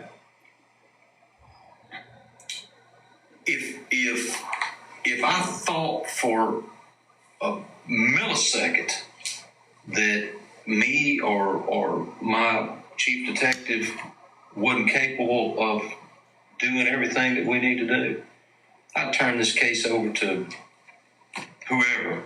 Yes, sir. Whether it's state police or what, I know that. I'm just saying, if I thought for a second that we weren't capable of looking at this thing at every angle and getting the answer to your questions, I'd be the first one to step up and say, man, I can't do this. So how long have you known Mr. Irby? Did you say you don't know Mr. Irby that long, or you don't know Tony that long? Tony. Do you have known Mr. Irby for a good number of years? Well, you should know that Tony's running around talking about they're best buddies for 20 years. I've got it reported saying it. No, I've not heard that. Sense. I've not heard him tell anybody that.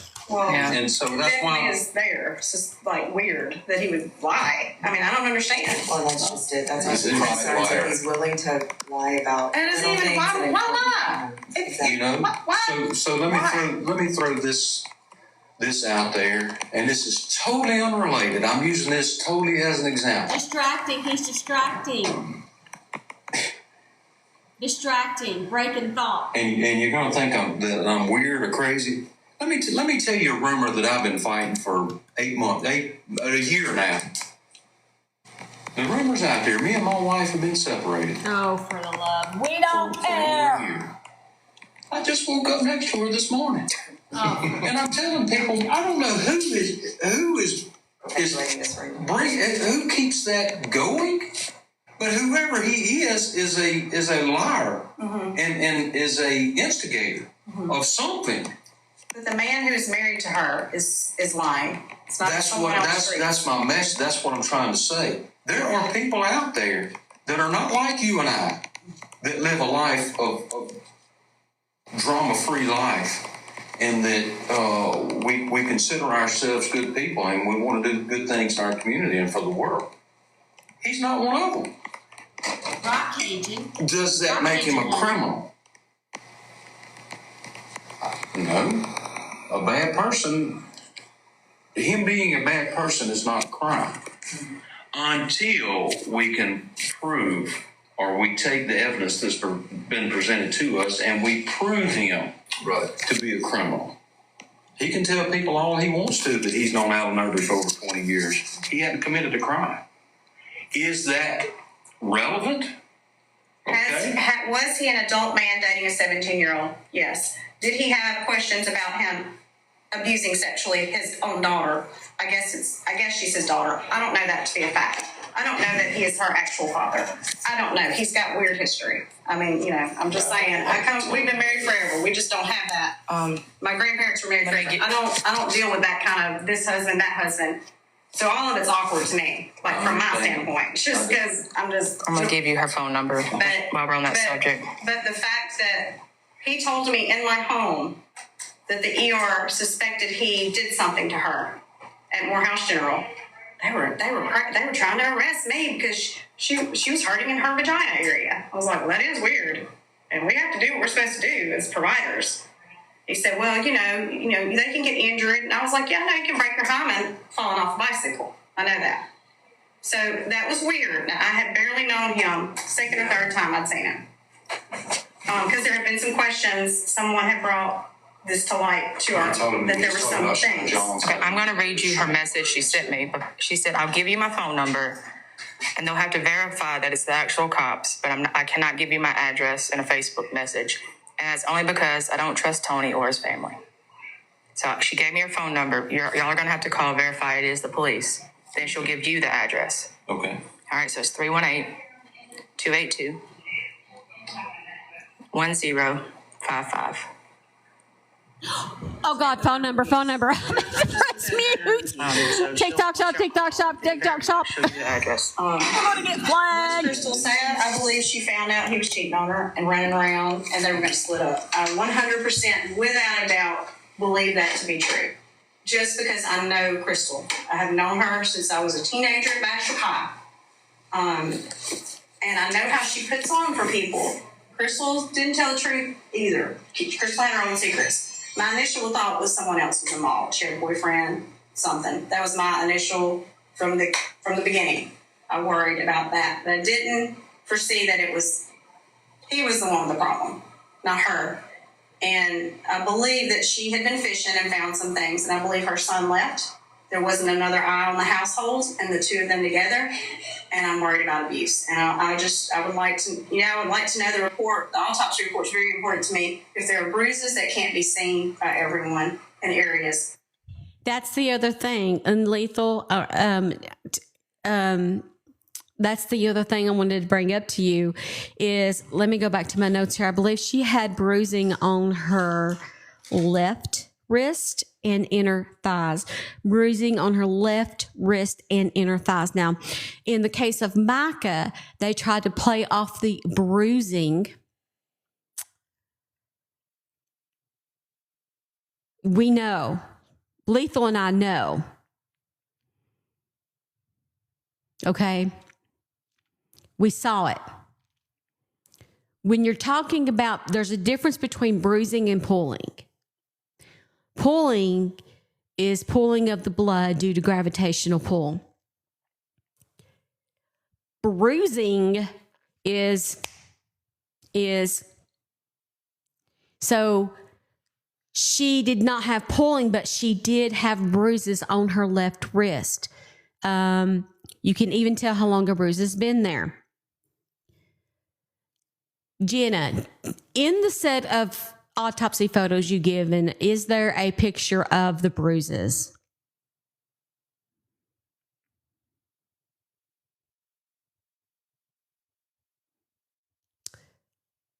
Hey, Miss Holly. I hope things went good for you. What are you on top of? I'm going to fast forward here just a little bit to this part. Give him 5 minutes to get up. Thanks, sir. You're very welcome. Appreciate you. Answer, even if it's I just not don't one want I him to don't want. run off until I just don't want him to run off. I just don't want him to fly on to Hawaii with whatever he's got. I want to know for sure that he does not have an insurance policy because I There is no know policy. There's no policy. I know there's got to be something somewhere uncovered. So, push that door. Let me very quickly. I just don't want him to run there off. is no. Number one, I told you on the phone yesterday, I will not ever cover up a thing for anybody. That includes my wife and my children. If you've done wrong, you've done wrong. Don't come crying to me about it. I've done wrong in my life. I'm going to admit that to you. I've done wrong. The good Lord has forgiven me, I hope, for everything I've done. Don't ever think for a minute that I'm going to cover up anything for anybody. Tony Jones does not work for me. Okay, good. Because he has on his Facebook, he does. I'm I just can't saying. help what he has on his Facebook.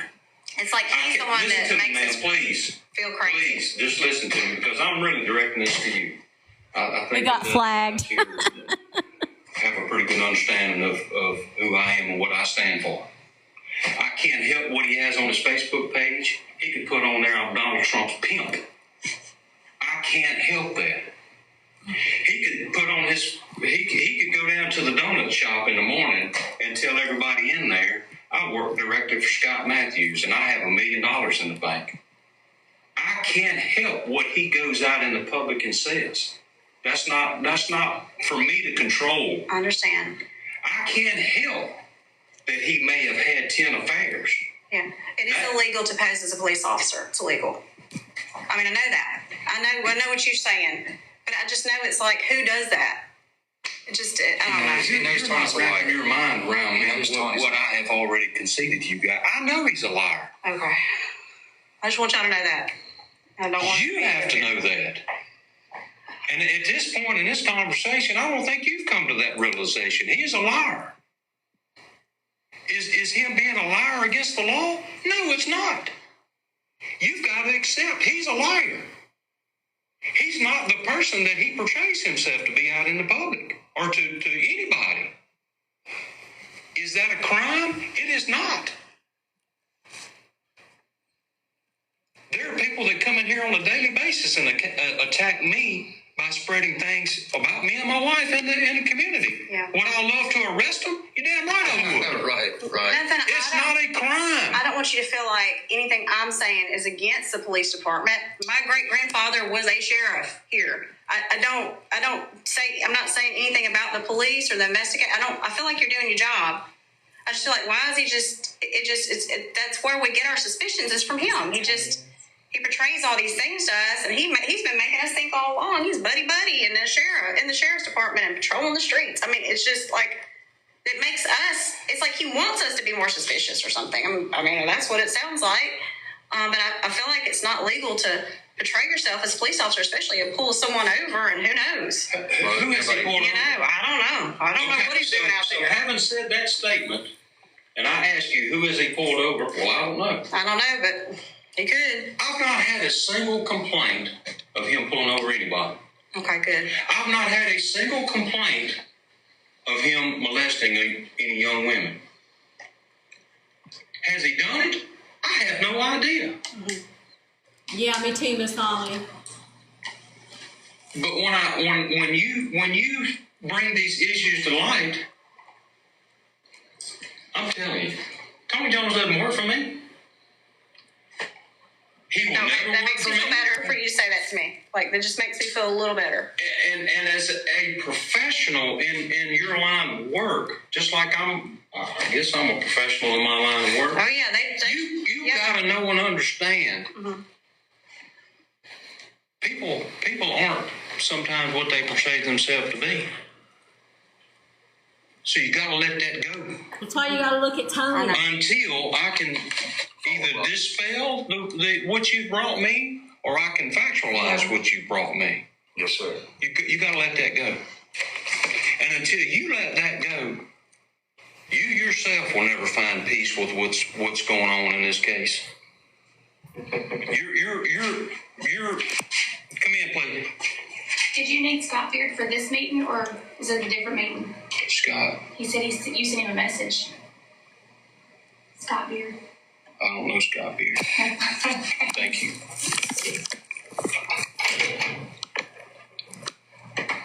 Again, guys, We thank you for your time. I know. I'm probably beating a dead horse here, ma'am, but you gotta let some of this stuff. I know I'd lose my license if I said I was a doctor. They would strip my license. I know that a person saying they're a nurse would get their license. So what Jana is saying is that Scott Beard is not even living. So they interrupted. They heard the yelling and interrupted the meeting to say that someone who is no longer living emailed. It said that the sheriff emailed him to come into the meeting and that he was there for the meeting. Somebody who's dead.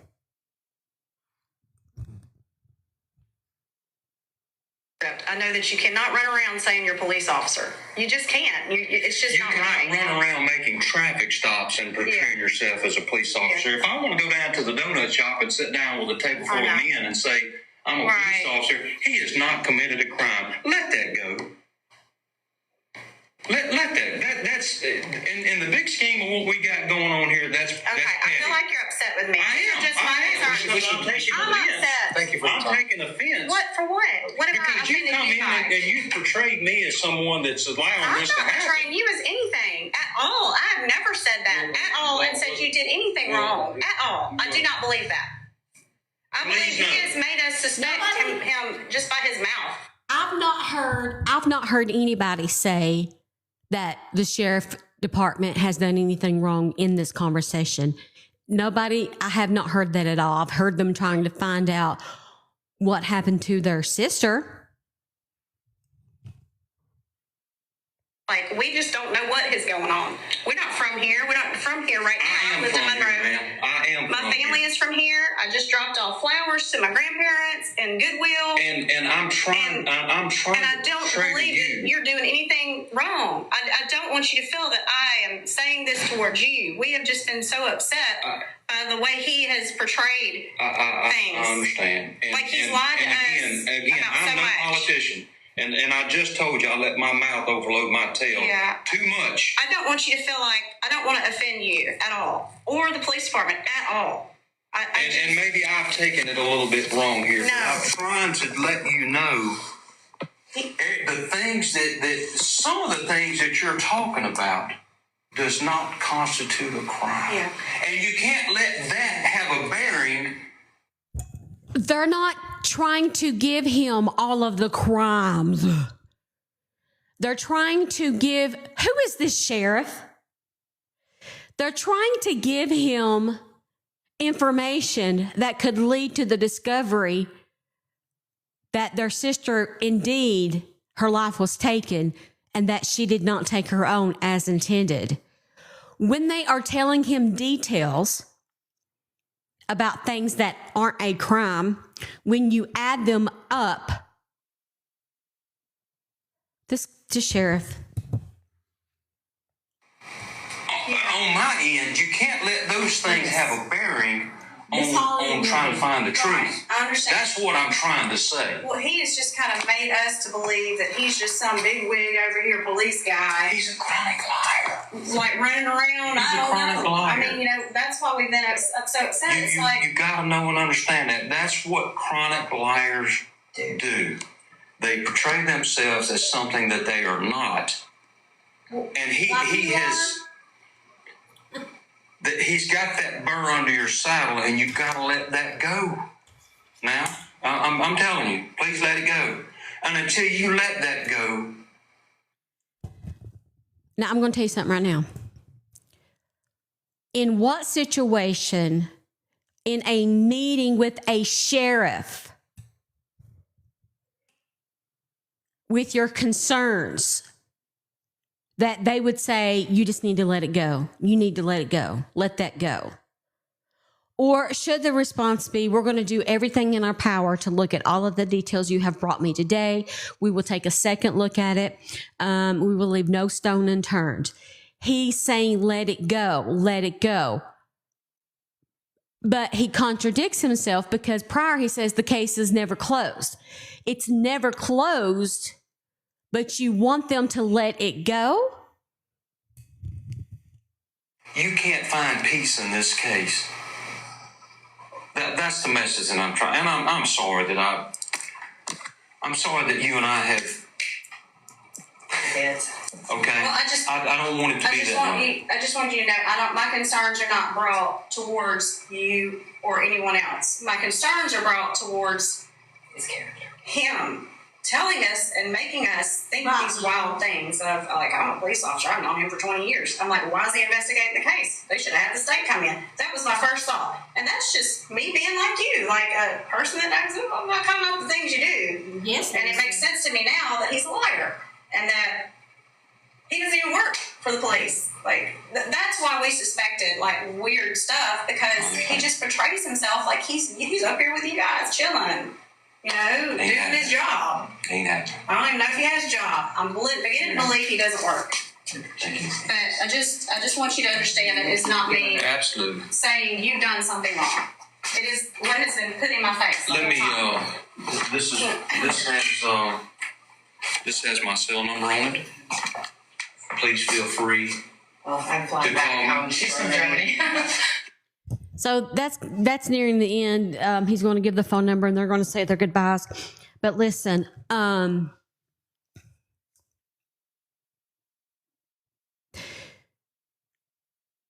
that response from the sheriff in that recording is the most arrogant, deflective interview I have ever heard with a sheriff or a police officer or anything. Let it go. He just said that he was looking at a file with files in it from 1971, and he looks at this family and says, but you got to let it go.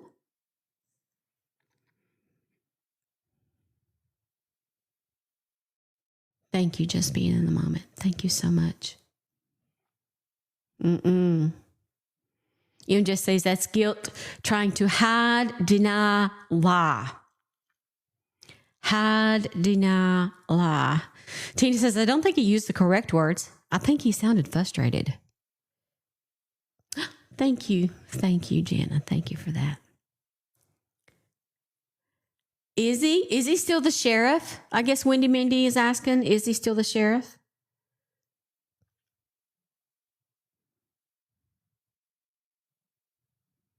Call.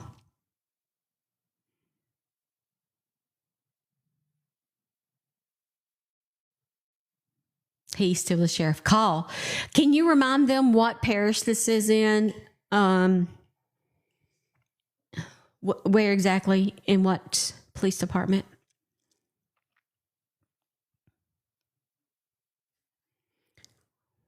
West Carroll Parish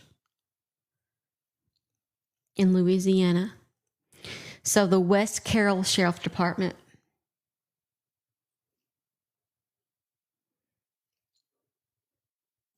You know what I like to do? I have this thing I'm going to start doing. And I think I need to do it in this case. In the Katie Ferguson case, when I finish that podcast, honey, I text a copy of the podcast to the police people involved. I said, you probably need to listen. I think that's what I might do. I think I might do a podcast and email the sheriff of West Carroll there and say, why don't you take a listen to this? Because once they know the pressure is going to start on them. Listen, my Katie Ferguson podcast got the FBI involved.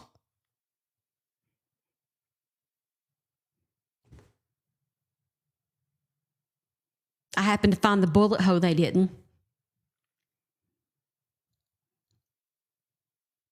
The mother of Katie sent me a message and said, thank you. Now they've involved the FBI, and the uppers have heard the podcast. I got a phone call from the police department. They've got a copy of the podcast. They've heard the podcast. It works. Not always. But if you hand deliver them digitally or whatever, a thorough investigative podcast, and you show the outrage of the public,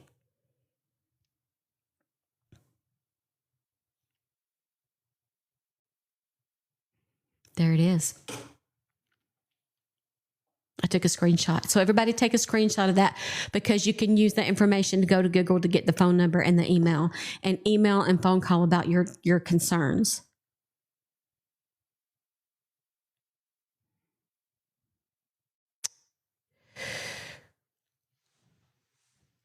This is just the beginning. This whole entire, and yesterday's, I've gotten a little behind here, but I'm going to put yesterday's show, because we talk about this, and today's show up on the Big YT, so you can go back and review and listen to this phone call again. And there are other recordings. 6-year-old girl missing. Becca sent me a message. So, justice for Crystal McCoy. This is going to be, there's so many similarities between her and Micah. I'm feeling compelled now to be focused on this case. There are a few cases. I'm going to do a video about that. Attorney Allie has brought to my attention that she wants me to do. So today will be about filming videos and getting them up and working on YouTube. And that's what I'm going, and laundry. It's like, I'm going to be, today's podcast is pause, go do laundry. But you guys know how that is. I will see you again in the morning at 10:30 a.m. Eastern Standard Time. There's more phone calls. Hey, we'll make this a week-long thing. There's more recorded phone calls. There's more evidence that we can come through. Okay? I love each and every one of you very much. Yes, intelligence, I'm going to send you what I have. I'm going to give you my Google Drive so that you can look at what I have. Okay? Thank you for your follow, Jenny. Thank you for everyone. Lauren, did you make it home? Lauren. We're hoping Lauren made it home yesterday. She had quite a bit of trouble. Thank you, Marion. Thank you, Eva. Thank you, Tara. Thank you, Chastity, and everybody for modding Paula's Pause. Thank you. 125,000 likes we reached today. I can't believe it. You guys are amazing. Lauren made it home. Woo!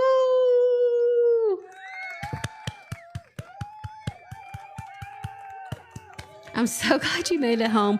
Girl, I've been stranded. I know exactly what that feels like. But you guys know you're making my dreams come true right before my eyes. Make sure you follow me on every social media platform. All you have to do is look for the same username and logo. I'm on every social media platform, but especially look for me on YouTube. But basically, wherever you are, there we are too. Lauren, you make my heart full. I love you. I love you guys. I'll see you in the morning and we'll continue this conversation. Justice for Crystal McCroy. Be kind to one another.